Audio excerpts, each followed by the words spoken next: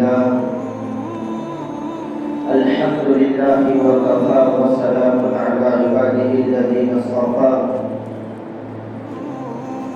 أما بعد فأعوذ بالله من الشيطان الرجيم بسم الله الرحمن الرحيم قال الله تبارك وتعالى في القرآن المجيد والفرقان الحميد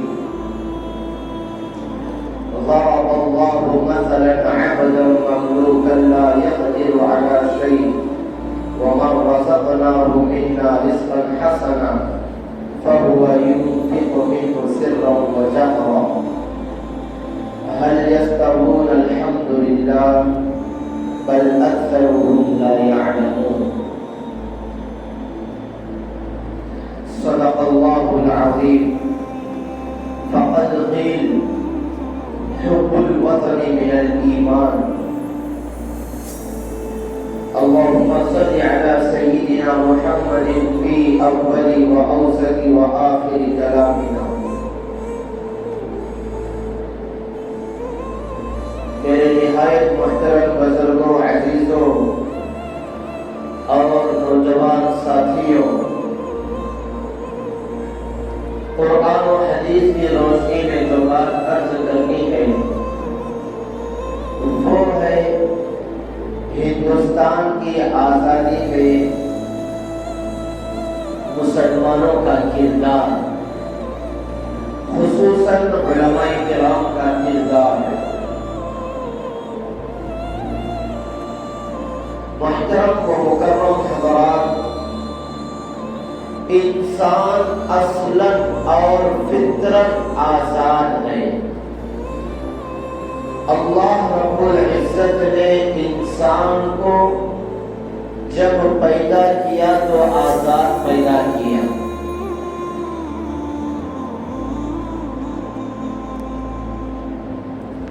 اللہ رب العزت کو یہ بات ہرگز پسندیدہ نہیں ہے کہ یہ انسان دوسرے انسان کا غلام بن کر رہے،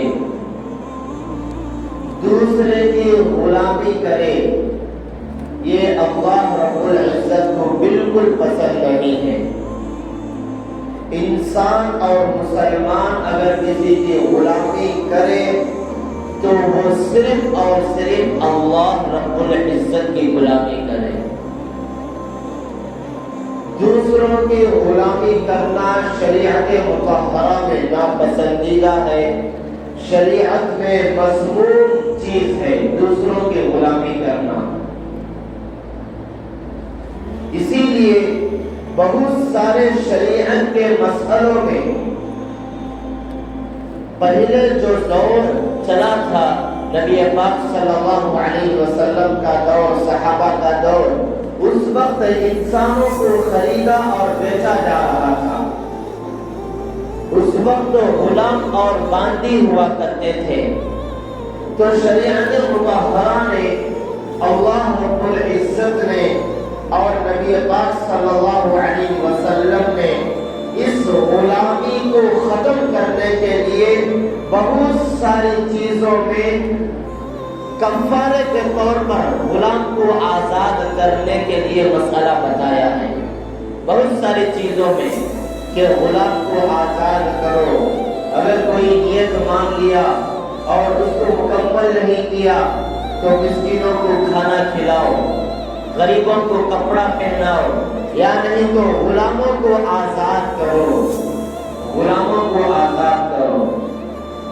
یہ غلامی کو ختم کرنے کے لیے نبی پاک صلی اللہ علیہ وسلم نے غلام آزاد کرنے کی بہت بڑی فضیلت اور بہت زیادہ ترغیب دی ہے۔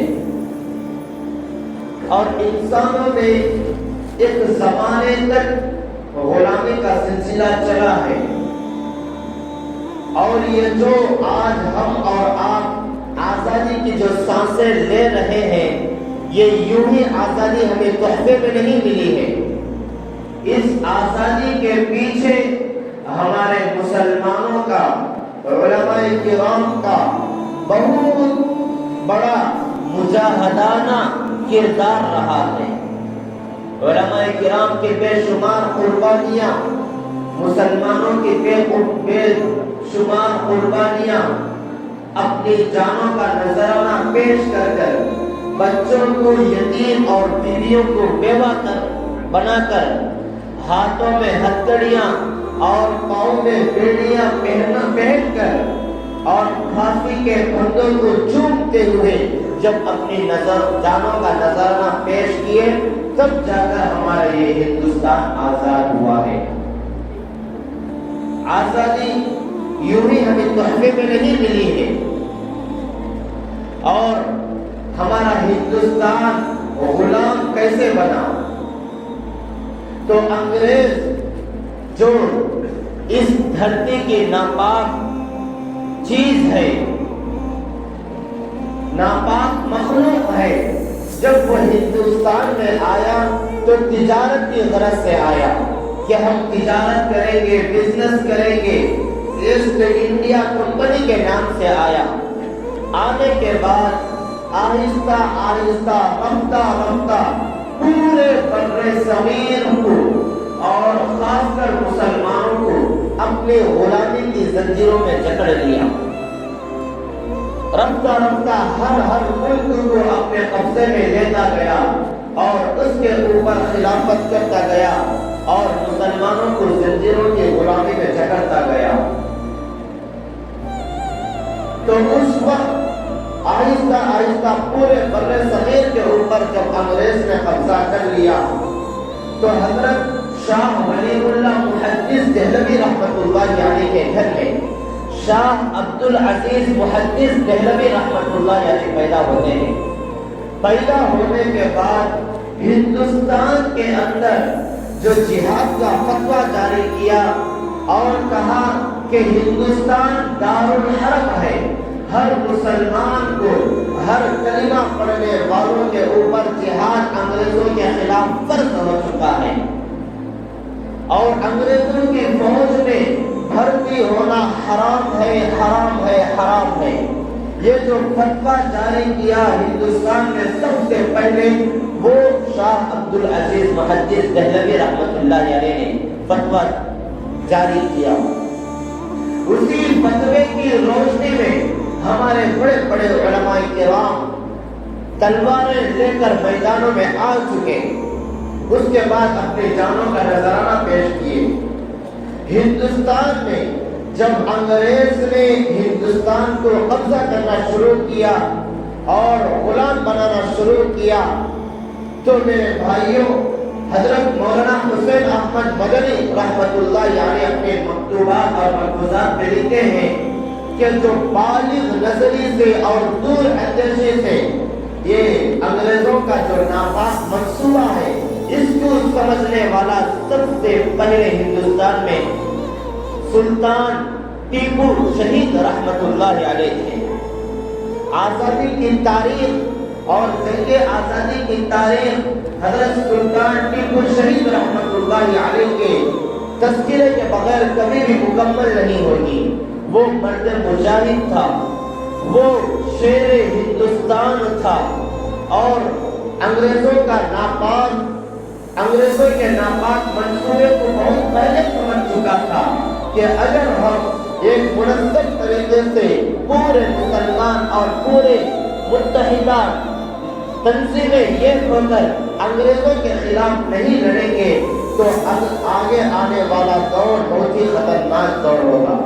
یہ سازش کو سمجھنے والا سب سے پہلے ٹیپو سلطان شہید رحمت اللہ علیہ تھے، اور انہوں نے باقاعدہ انگریزوں کے خلاف 4 جنگیں، بڑی جنگیں، 4 جنگیں لڑی۔ پہلی جنگ میں اللہ رب العزت نے فتح اور کامیابی عطا فرمائی، لیکن اس کے بعد دوسری جنگ میں اپنوں کی غداری کی وجہ سے اور میر صادق اپنا جو وزیر تھا، جو مشیر تھا، جو خاص تھا، اس کی غداری کی وجہ سے ان حضرت شکست کھا گئے اور انگریزوں کو کامیابی مل گئی۔ اگر کتابوں میں لکھا ہوا ہے، اگر ٹیپو سلطان شہید رحمت اللہ علیہ کو اپنے لوگ اگر دھوکہ نہ دیتے اور اپنے لوگ اگر ساتھ نہ چھوڑتے تو اس دھرتی کے اوپر ایک بھی انگریز نہیں رہے گا. صفحہ ہستی سے انگریزوں کو مٹا کر رکھ دیں گے. حضرت ٹیپو سلطان شہید رحمت اللہ علیہ کون ہے؟ حضرت ٹیپو سلطان شہید رحمت اللہ علیہ اپنے دور کا قطب تھا، اپنے دور کا بڑا اللہ والا تھا. حضرت مولانا حسین احمد مدنی رحمت اللہ علیہ لکھتے تھے کہ جس وقت حضرت ٹیپو سلطان شہید رحمت اللہ علیہ انگریزوں کے خلاف جنگ لڑی، اس زمانے میں ٹیپو سلطان شہید رحمت اللہ علیہ سے پڑھ کر دھرتی کے اوپر کوئی اللہ والا نہیں تھا، اس سے پڑھ کر کوئی اللہ والا نہیں تھا. لیکن آج کل دیکھیے ہمارے ہندوستان میں دیکھ لیجئے، ہم اپنے کتوں کے نام ٹیپو رکھتے ہیں. یہ کتنی بڑی بے حرمتی ہے اور کتنی بڑی بے غیرتی کی چیز ہے. ہم اپنے معمولی جانوروں، بلی کا نام ٹیپو رکھ دیتے ہیں، کتے کا نام ٹیپو رکھ دیتے ہیں. یہ بے غیرتی کی انتہا ہے. حضرت ٹیپو سلطان شہید رحمت اللہ علیہ اپنے دور کے قطب تھے. جامعہ مسجد جب بنائے اس کے بعد حضرت ٹیپو سلطان شہید رحمت اللہ علیہ نے باقاعدہ یہ اعلان کرایا کہ اس مسجد میں جماعت وہی کرائے جو صاحب ترتیب ہو. اب صاحب ترتیب کسے کہتے ہیں؟ علماء کرام جانتے ہیں کہ جس کی بیک وقت ایک ساتھ 5 نمازیں اکٹھا قضا نہ ہوئی ہو، اکٹھا 5 نمازیں جس کی قضا نہ ہوئی ہو، اسے صاحب ترتیب کہتے ہیں اور وہ بہت بڑے اللہ والے ہوتے ہیں. تو حضرت سلطان ٹیپو سلطان شہید رحمت اللہ علیہ نے باقاعدہ اعلان کرایا کہ یہاں پر جماعت وہ شخص کرائے جو صاحب ترتیب ہو، جس کی 5 نمازیں اکٹھا کبھی قضا نہ ہوئی ہو. تو کوئی عالم اور کوئی مفتی اور کوئی مسلمان آگے بڑھنے کے لیے تیار نہیں ہوا. خود حضرت سلطان ٹیپو شہید رحمت اللہ آگے بڑھے اور باجماعت نماز ادا کیے ہیں. جو میرے بھائی اتنے بڑے اللہ والے تھے. اور آج کل ہم دیکھتے ہیں ہندوستان میں سلطان ٹیپو شہید رحمت اللہ علیہ کی باقاعدہ تصویر بنائی جاتی ہے، تلوار کو لے کر کھڑے ہوتے ہیں، ان کی تصویر بنائی جاتی ہے اور ان کے چہرے کے اوپر سے داڑھی کو ہٹا دیا جاتا ہے.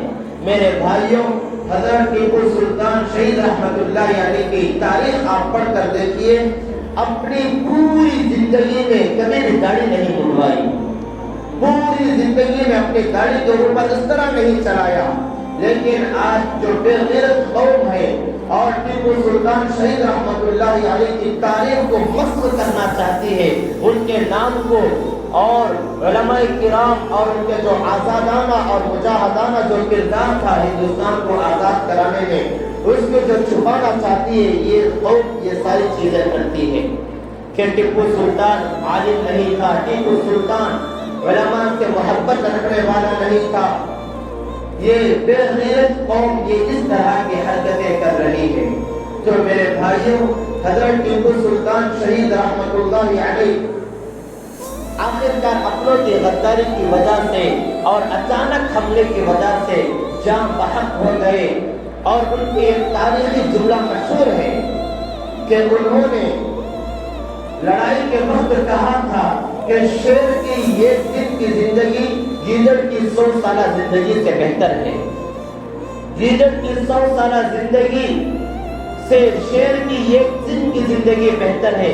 یہ کہتے ہوئے حضرت جاں بحق ہو گئے اور اپنے حقیقی مولا سے جا ملے. یہ جنگ آزادی میں ان کا بہت بڑا کردار رہا ہے. اس کے بعد سراج الدولہ کا نام آتا ہے. انہوں نے بھی بہت ہی بہادری کے ساتھ، دلیری کے ساتھ، شجاعت کے ساتھ انہوں نے بھی انگریزوں کے خلاف جنگ لڑی اور ان کو بھی شکست کی ہوئی اپنوں کی غداری کی وجہ سے. میر صادق ان کا ہم مشیر تھا، ان کا خاص تھا، اس کی غداری کی وجہ سے، اور اس کو انگریزوں نے حکومت کا لالچی بنایا تھا. حضرت نے سراج الدولہ رحمت اللہ علیہ کو غداری کیا. اس کے بعد بڑے بڑے صوبوں کا مالک بن گیا، وہاں کا عہدہ مل گیا. پھر چند ہی دنوں میں انہوں نے اس کو بھی ہٹا دیا. اپنوں کی غداری کی وجہ سے سراج الدولہ ان کو بھی شکست ہوئی۔ اس کے بعد علماء کرام، انگریزوں کا دور بہت ہی عروج پر چل رہا تھا، بہت ہی عروج پر چل رہا تھا۔ ان کا ظلم سورج آسمانوں کو چھو رہا تھا اور پورے مسلمان مظلوم انسانوں کے اوپر ظلم ہو رہا تھا۔ دیوبند میں علماء دیوبند نے باہمی میٹنگ کی مشورہ کیا کہ آیا کیا ہم انگریزوں کی غلامی کریں یا نہیں، تو ان کے خلاف لڑ کر میدان میں آ کر جنگ جیت کر یا ہار کر ان کا مقابلہ کرے، کیا کرے؟ دو چیزوں میں سے ایک کو اختیار کرنا ہے۔ اور اس میٹنگ میں حضرت مولانا قاسم العلوم والخیرات بانی دارالعلوم دیوبند حضرت مولانا قاسم نانوتوی رحمۃ اللہ علیہ تھے، اور اس میٹنگ میں حضرت حاجی امداد اللہ مہاجر مکی رحمۃ اللہ علیہ تھے، اور اس میٹنگ میں حضرت مولانا مملوک علی رحمۃ اللہ علیہ تھے، ولایت علی رحمۃ اللہ علیہ تھے، بڑے بڑے علماء کرام دانشوران قوم و ملت اس میٹنگ میں بیٹھے ہوئے تھے۔ یہ صاحب نے کہا کہ ہماری تعداد بہت تھوڑی ہے، ہماری تعداد کم ہے، ہم انگریزوں کا مقابلہ کیسے کریں گے؟ تو حضرت قاسم نانوتوی رحمۃ اللہ علیہ نے فرمایا، کیا ہماری تعداد غازیان بدر سے بھی کم ہے؟ کیا ہماری تعداد جو جنگ بدر میں مسلمانوں کی تعداد 313 تھی، ادھر کفار کی تعداد 1000 کا لشکر تھا، اور 1000 کے پاس پورے ہتھیار ساز و سامان سے پورے کے پورے مسلح تھے، کیا ان سے بھی ہمارے تعداد غازیان بدر سے بھی کم ہے؟ تو یہ جملہ کہنا تھا، پورے مجمع میں آگ لگ گئی اور ایمانی جوش اور حرارت ابھر آئی۔ تو اس کے بعد انہوں نے فیصلہ کیا کہ انگریزوں کے خلاف جنگ لڑنا ہے، انگریزوں کی غلامی سے مسلمانوں کو چھڑانا ہے، اور ہمارا دیش ہندوستان کو آزاد کرانا ہے۔ تو میرے بھائیوں، اس مجاہدانہ کردار میں ہمارے علماء کرام نے بے مثال قربانیاں پیش کی، بے مثال قربانیاں پیش کی۔ انگریز خود اپنی کتابوں میں لکھتا ہے، ٹامسن اپنی کتابوں میں لکھتا ہے کہ یہ جگہ میں گیا تھا، وہاں پر 80 علماء کرام کو باندھا گیا، اس کے بعد ان کے کپڑوں کو جسم سے اتارا گیا، برہنہ کیا گیا، آگ جلائی گئی، 80 علماء کرام کے ساتھ یہ معاملہ کیا، ان کے سامنے اور 80 علماء کرام کو سامنے لایا گیا، اور ان علماء کرام کے سامنے یہ پورا واقعہ پیش آیا کہ اس کے بعد ان کے کپڑے اتارے گئے، ان کو آگ کے انگاروں کے اوپر لٹایا گیا، اور وہ پک کر جل کر راکھ ہو گئے علماء کرام۔ اس کے بعد دوسرے علماء کرام، 80 علماء کرام جو کھڑے ہوئے تھے، ان سے انگریز نے کہا کہ آپ کہہ دیں کہ ہم 1857 کی جنگ آزادی میں شریک نہیں تھے، ہم 1857 کی جنگ آزادی میں شریک نہیں تھے، آپ کو چھوڑ دیا جائے گا۔ ٹامسن انگریز خود اپنی کتاب میں لکھتا ہے، مجھے پیدا کرنے والے کی قسم، پہلے 80 علماء بھی آگ پر پک گئے، دوسرے 80 علماء کرام بھی آگ پر پک گئے، لیکن انہوں نے انگریز کے خلاف اور انگریز کے سامنے گردن کو نہیں جھکایا۔ ایک عدالت میں حضرت احمد اللہ شاہ مدراسی رحمۃ اللہ علیہ، مدراس کے بہت بڑے عالم تھے، بہت بڑے اللہ والے تھے، ایک انگریز کی عدالت ہے، جج انگریز بیٹھا ہوا ہے، عدالت میں حضرت شاہ احمد اللہ مدراسی رحمۃ اللہ علیہ کو انگریزوں نے پیش کیا۔ پیش کرنے کے بعد انگریز جج جو عدالت میں بیٹھا ہوا تھا، شاہ صاحب کو جیسے ہی عدالت کے اندر آتے ہوئے دیکھا تو اپنی کرسی کے اوپر کھڑا ہو گیا، کھڑا ہونے کے بعد کہا کہ حضرت شاہ جی آپ مجھے پہچانا نہیں؟ تو حضرت نے کہا میں نے آپ کو نہیں پہچانا، آپ کون ہیں؟ تو اس نے انگریز گورا افسر نے کہا میں نے آپ کو پہچان لیا، آپ میرے استاد ہیں، مدراس کے فلاں علاقے میں نے آپ سے عربی پڑھی ہے۔ تو حضرت نے کہا ٹھیک ہے، اب تو چاہتا کیا ہے وہ بول۔ اس کے بعد جج نے کہا، انگریز جج نے کہا حضرت میرے سامنے جو تحریر پڑی ہوئی ہے، جو دستاویز لکھے ہوئے ہیں، اس میں آپ کو پھانسی اور گولیوں کا نشانہ بنانے کا حکم آیا ہے، آرڈر آیا ہوا ہے۔ آپ صرف ایک مرتبہ کہہ دیں کہ ہم 1857 کی جنگ آزادی میں شریک نہیں تھے تو میں آپ کو ابھی چھوڑ دیتا ہوں۔ تو حضرت نے کہا میں تجھے خوش کرنے کے لیے رسول اکرم صلی اللہ علیہ وسلم کو ناراض نہیں کر سکتا، میں تجھے خود خوش کرنے کے لیے قرآن کے خلاف نہیں جا سکتا۔ میرے بھائیوں، تاریخ کی کتابوں میں لکھا ہوا ہے، اسی عدالت میں حضرت شاہ احمد اللہ مدراسی رحمت اللہ علیہ کو میرے بھائیوں گولیوں کا نشانہ بنایا گیا۔ اسی عدالت میں حضرت اپنے مولا حقیقی سے جا ملے۔ ایک انگریز اپنی کتاب میں لکھتا ہے کہ اس کی بیوی نے کہا کہ مجھے کوئی منظر دکھاؤ، میں کوئی منظر دیکھنا چاہتی ہوں، مجھے منظر دکھاؤ۔ تو انگریز اپنی بیوی کو عقوبت خانے میں لے کر جاتا ہے، جہاں پر سزائیں دی جاتی ہے اس حال میں لے کر جاتا ہے۔ جانے کے بعد ایک بڑی سی توپ لا کر اس کے منہ پر ایک عالم کو باندھتا ہے۔ باندھنے کے بعد جیسے ہی توپ کا بٹن دبتا ہے، ادھر عالم کے ریزہ پرزے ہوا میں بکھر جاتے ہیں۔ تو میرے بھائیوں، یہ ہے علماء کرام کے قربانیاں آزادی کی۔ یہ آزادی برکت ہے جو بچوں کو یتیم کرائے، بیویوں کو بیوہ کرائے، اپنی جانوں کا نذرانہ پیش کیے، ان کی برکت سے آج ہم آزاد ہیں۔ پتا پتا بوٹا بوٹا حال ہمارا جانے ہے، پتا پتا بوٹا بوٹا حال ہمارا جانے ہے، جانے نہ جانے گل ہی نہ جانے باغ تو سارا جانے ہے۔ تو میرے بھائیوں، ہندوستان کی آزادی کے پیچھے بہت بڑے بڑے علماء کرام اور مسلمانوں کی قربانیاں ہیں، اور تاریخ کو پڑھنا چاہیے، تاریخ سے مسلمانوں کو واقف ہونا چاہیے۔ نہ سمجھو گے تو مٹ جاؤ گے اے ہندوستان والوں، نہ سمجھو گے تو مٹ جاؤ گے اے ہندوستان والوں، تمہاری داستان تک نہ رہے گی داستانوں میں۔ اس لیے تاریخ سے واقف رہو، تاریخ کو پڑھو، ہمارے اکابرین کی کتابوں کو پڑھو، سیرت کا مطالعہ کرو، جو جنگ آزادی میں کن کن لوگوں نے دہلی کی چاندنی چوک سے لے کر خیبر تک کوئی بھی درخت ایسا نہیں ہے جس پر علماء کی پھانسی نہ دی گئی ہو۔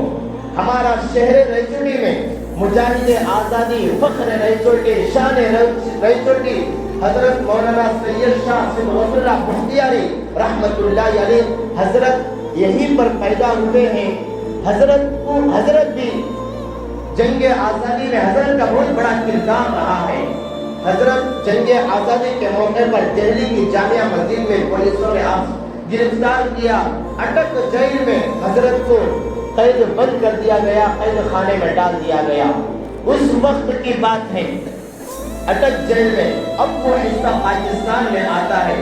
حضرت کی جو سزا کی مدت تھی وہ 6 ماہ تھی، لیکن اس سے کم میں حضرت کو رہائی مل گئی، اور حضرت کے ابھی فرزند موجود ہیں، حضرت مولانا سید ضیاء بختیاری دامت برکاتہ العالیہ، اور حضرت کی قبر بھی یہیں پر، مزار بھی حضرت کا یہیں پر بنا ہوا ہے، اور ہماری جامعہ مسجد میں بھی